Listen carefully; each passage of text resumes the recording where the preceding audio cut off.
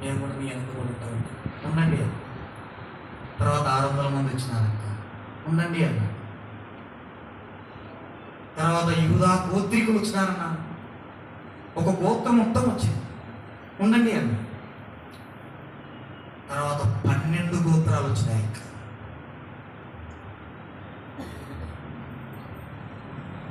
వారిలో ఒంటరి అయిన వాడు ఏమిటన్నా? ఒంటరితనం.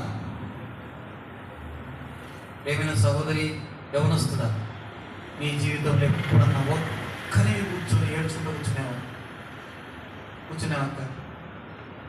అదేమన్నా అంటే చెప్తావు, ఒక్కరిలో ఉంటే సెల్ ఫోన్ తీసుకొని చూసుకుంటూ కూర్చుంటాం, కానీ ఏడ్చుకుంటే ఎందుకు కూర్చుంటామన్నా? సెల్ ఫోన్ ఎంత పెద్ద దయ్యమో అంకుల్. సెల్ ఫోన్లు ఎన్ని దయ్యాలు ఉంటాయంటే, అసలు టోటల్గా ఈ ప్రపంచం ఎన్ని దయ్యాలు ఉంటాయి? అన్ని దయ్యాలు ఏమన్నాయంట? సెల్ ఫోన్ ఇవ్వలేదని మా కాలేజీలో ఒక అమ్మాయి ఉరి పెట్టుకొని చనిపోయింది. ఒక అబ్బాయి మా బ్రాంచ్ అండి. పోలీసులు వచ్చారు. ఎట్లుంటుంది సార్ కాలేజీలో అమ్మాయి అంటే? కాలేజీలో వెరీ గుడ్, ఎంత విధేయురాలో కాలేజీలో. అయితే తన మరో స్వరూపం ఇంటికి వెళ్ళిన తర్వాత సెల్ ఫోన్ తీసుకొని ఒక్కటి రూమ్లో అక్కడే పెట్టుకొని చూసుకుంటూ కూర్చుంది. తల్లి ఒకరోజు ఈ సెల్ ఫోన్తో పరీక్షలు వచ్చినాయి, చదువుతో చెప్పింది, నాకు ఇస్తావా చేస్తావా అని. ఇద్దరు కూడా ఉన్నారు. ఏముంది అనుకునేది తల్లి, తలుపేసుకునేది. ఆ రోజు తలుపేసుకునేదే కదా అనుకునేది. రాత్రి ఫ్యాన్ గుడి పెట్టుకొని చనిపోయింది. తెల్లవారి అందరూ వెళ్ళాం చూడాలి. తల్లిదండ్రులారా, యవనస్తులారా, వద్దు.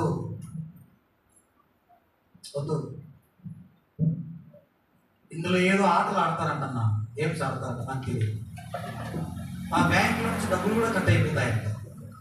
అట్లా అన్నీ కట్ అయిపోయినాయి. ఒకరోజు ఒక యవనస్తుడు మంగళం గ్రామంలో 16 ఏళ్ళ అబ్బాయికి, డాడీ బ్యాంకులో డబ్బులు అయిపోయినాయి. ఏరంటే ఏం రా 3,000 నేను ఏం చేసినా అంటే ఆడి పోగొట్టినాను.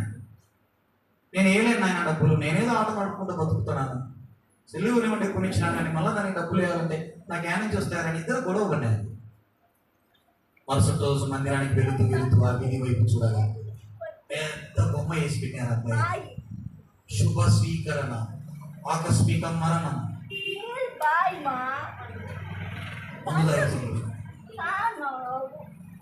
జరిగిన వాస్తవాలన్నది పట్టుమని పడాలి. రోజు వాళ్ళ మీద నిన్న ఉన్నాడు కదన్న అబ్బాయి, నిన్న బాగున్నాడు. ఇట్లా జరిగింది కదా. ఒక క్వార్టర్ బాటలు మందు దొరుకుతుంది చూడక వైన్ షాప్ లో. ప్రవీణ్ పగడాల కొనుక్కున్నాడు మనటి వరకు. అన్న వైన్ షాప్ లో ఏం దొరుకుతుందక్క? ఎన్నో కుప్పలు చూస్తాం. దావీదు నా దేవుని మందు చెప్పలేదా? బండి మీద పెట్టినారు, 30,000 మంది నడుచుకుంటూ తీసుకొచ్చినారు. నా కోను కళ్ళము దగ్గరికి రాగా ఏమైందన్నా? దేనికి కాలు జారింది? కాలు జారితే బండి ఒరిగింది. బండి ఒరిగితే మందసం కూడా, అయ్యో నా దేవుని మందసం పడిపోతుంది అని మనోడు ఏం చేసినాడక్క?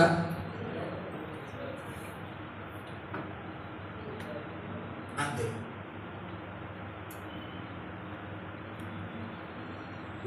మరణం.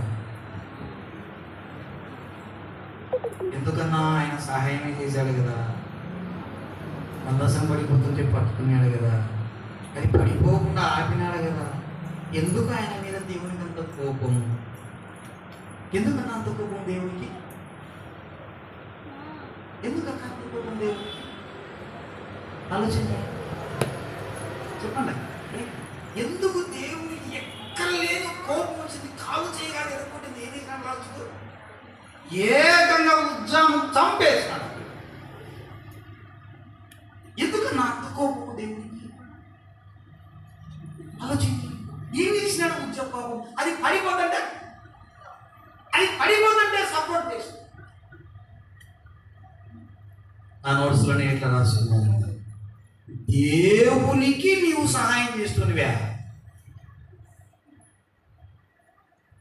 దేవుడు పడిపోతుంటే అయ్యో నా దేవుడు పడిపోతున్నాడని ఆపగలే శక్తి నీకుందా? దేవుని మీద జాలి చూపించడానికి దేవుని కంటే ఎక్కువ ఉన్నతమైన స్థానంలో ఉన్నావా నీవు అని నా మనసు రాసుకున్నానక్క. నువ్వు ఏకంగా సర్వశక్తుని మీదనే జాలి చూపిస్తావా? జాలి ఎవరు మీద చూపించాలక్క? ఎవరు మీద చూపించాలి? దేవుడు మానవుల పట్ల జాలి, మానవుడు దేవుని పట్ల కాదు. అయ్యో నా దేవుని మనసు పడిపోతుంది, అయ్యో నా దేవుడు పరలోకంలో ఒక్కడు ఉండిపోయినాడే అని అనుకుంటావా? అయ్యో నా దేవుడికి చెట్ల పోసింది నేను ఇసరగా తీసుకుని కూర్చుంటావా? అయ్యో నాకు దేవుడు కాళ్ళు నొప్పి వేసి నేను మొక్కు కూర్చుంటావా?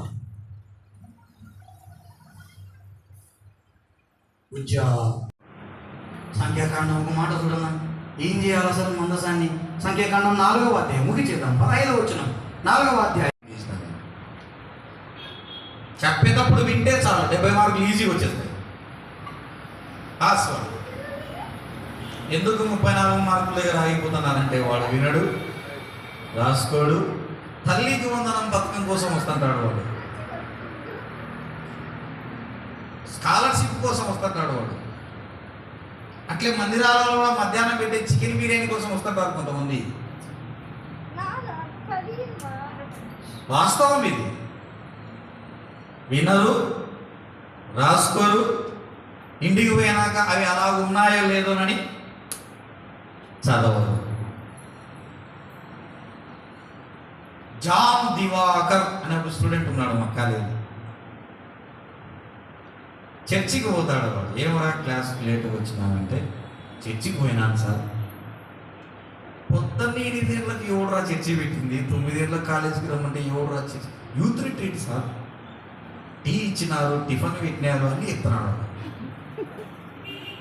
వాక్యం ఏం చెప్పినారు అంటే, వాక్యము ఎందుకు చెప్పినాడు సార్, నేను ఎవరు స్టూడెంట్ చెప్పినాడు ఆయన. టీ గుర్తుంది, టిఫిన్ గుర్తుంది, ఏం గుర్తులేదు, వాక్యం గుర్తులేదు. కాలేజీకి వస్తాడు, ఒక్క నోట్స్ తీసుకొని వస్తాడు, అన్ని సబ్జెక్టులో ఒక నోట్స్లోనే రాసుంటాడు వాడు. వాళ్ళ నాయన వచ్చినాడు, యూనిట్ టెస్ట్ మార్కులు వచ్చినాక ఏం చేయాలి సార్, ఒక్క కొడుకని నేను జీన్స్ ప్యాంటు కొనిస్తే, సెల్ ఫోన్ కొనిస్తే, ఒక్క కొడుకని వాళ్ళ ఆయన కూర్చోబెట్టుకొని చెప్పిన, నీ కొడుకుని మర్చిపో అని చెప్పి, వాడేంటి పనికిరాదు, శుద్ధ దండగా ఇంటికి తీసుకోపోయాడు. క్లాస్లో ఎవర్రా ఇట్లా తిరుగుతుండేదంటే, ఇదో క్రైస్తవుల పేర్లు పెట్టుకునే లేదు. సూర్యనారాయణ బాగానే ఉన్నాడు, సుబ్రహ్మణ్యం బాగానే ఉన్నాడు, అహరోన్ అని పేరు పెట్టుకున్నాడు. ఏం లాభం? 13 సబ్జెక్టులకు గాను 7 సబ్జెక్టులు ఫెయిల్ అయినాడు. జామ్ దివాకర్ అని పేరు పెట్టుకున్నాడు. ఏం లాభం? ఎక్కడ లోపం?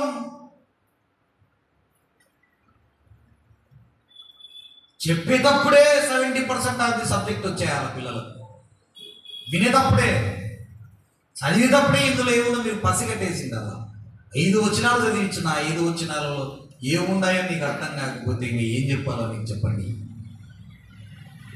మళ్ళీ అడుగుతున్నా, ఏ 5 వచనాలలో ఏం కనుకున్నాయి నీకు? దావీదు, సౌలు, యోనాతాను, స్నేహము, మనస్సు, హృదయము, ఇంకా అంతేనా? దావీదు యొక్క మంచితనము. దావీదు బేత్లహేమీయుడక, మా కుమార్తె విను, అంటే చిన్న పల్లెటూరు, జమ్ముల పాలెములో 4వ వంతు కూడా ఉండదు. యోనాతాను రాజ అంతఃపురంలో పెరిగినవాడు, ప్యాలెస్. దావీదు మాత్రం మాత్రం అరణ్యంలో గొర్రెలు కాసుకుంటూ పాటలు పాడుకుంటూ వీణ వాయించుకుంటూ సింహం వస్తే దాన్ని దవడ పట్టుకొని అన్నా ఎలక కాదు ఏంటది సింహం. మా సంఘంలో ఒక సహోదరి ఉంది, రాత్రి అట్లా కిటికీలో దయ్యం కనపడిందని చెప్తాను నేను. వాళ్ళ ఇంట్లోనే బైబిల్ స్టడీ జరుగుతుంది. అట్లా చెప్పబట్టి 2 నెలల నుంచి చెప్తాను. ఈసారి ఈయన దయ్యం కనపడితే అట్లే నిలబెట్టి నాకు ఫోన్ చేయక నేను వస్తాను, నేను కూడా దాంతో మాట్లాడతా కొద్దిసేపు అని చెప్పి కనపడింది. బెదిరిపోయి ఫోన్ తీసుకుని ఉండక్క వస్తున్నాను నేను చెల్లానుకుంటామని చెప్పుదాన్ని ఏడుంది పోయి కూర్చోబెట్టుకుని గంటన్నర సేపు ఎవరెవరికి దయ్యాలు కనపన్నాయో బైబిల్ అన్నీ చెప్పినాను. మరుసటి రోజు నుంచి అవునన్నా ఇదంతా నా ఇమాజినేషన్, నిజమే అంత ఒట్టిది ఇది. ఇప్పుడు ధైర్యంగా తిరుగుతుంది రోడ్డేసుకుని. నీ బలహీనతలే నీకు పెద్ద దయాలు. సెల్ ఫోన్ నీ బలహీనత అయితే అదే నిన్ను ముంచేస్తుంది అంతే. సిగరెట్లు నీ అలవాటు అయితే, ఒకవేళ డ్రగ్సే నీ అలవాటు అయితే, కత్తి పట్టుకునేవాడు కత్తితోనే, సిగరెట్ పట్టుకునేవాడు సిగరెట్తోనే, లిప్స్టిక్లు పట్టుకునేవారు లిప్స్టిక్లలోనే.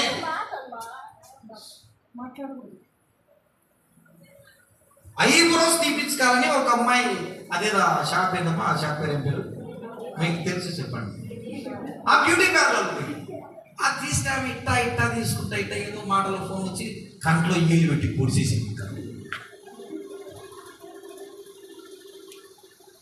ఇంకా గుడ్డు వస్తుంది అక్క, మళ్ళా కేసు పెట్టి పెద్ద రప్చర్ అయింది. పూసేసిన గుడ్డు వస్తారా కాదు.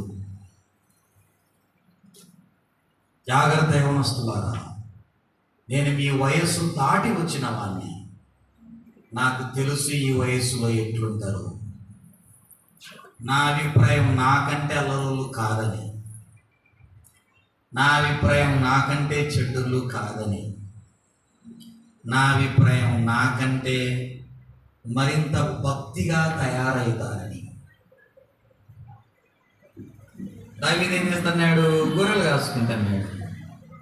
ఒకరోజు సింహం వచ్చింది. సింహం ఎట్టుంటుందన్నా, ఎప్పుడు చూడలేదు సింహాన్ని, కనీసం టీవీలో చూసినారా సింహాన్ని?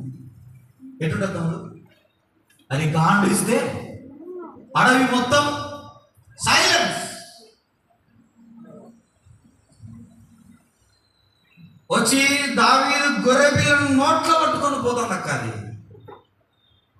నా తండ్రి గొర్రె పిల్లను నోట్లో పట్టుకొని పోతావా అని దావీదు సింహం మెడ పట్టుకొని దాని దవడను చీల్చి అందులో ఉండే గొర్రె పిల్లను తీసుకుని భుజాన వేసుకుని ఇంటికి వచ్చినాడు. యవనస్తుడా, మీరు బలవంతులు, మీ యందు దేవుని వాక్యము నిలచి ఉన్నది. నాకు యవనస్తులు అంటే చాలా ఇష్టం. ఎందుకంటే అపారమైన శక్తియుక్తులు ఉండేది యవనస్తులలోనే, అపారమైన తెలివితేటలు దాగి ఉన్నది యవనస్తులలోనే. మేము ఏమైనా చేయగలం. ఇలాంటి వాడు దావీదు. యోనాతాను కూడా చిన్నోడేం కాదన్నా. యోనాతాను యుద్ధము చేస్తే ఎక్కడ ఓడిపోయినాడు.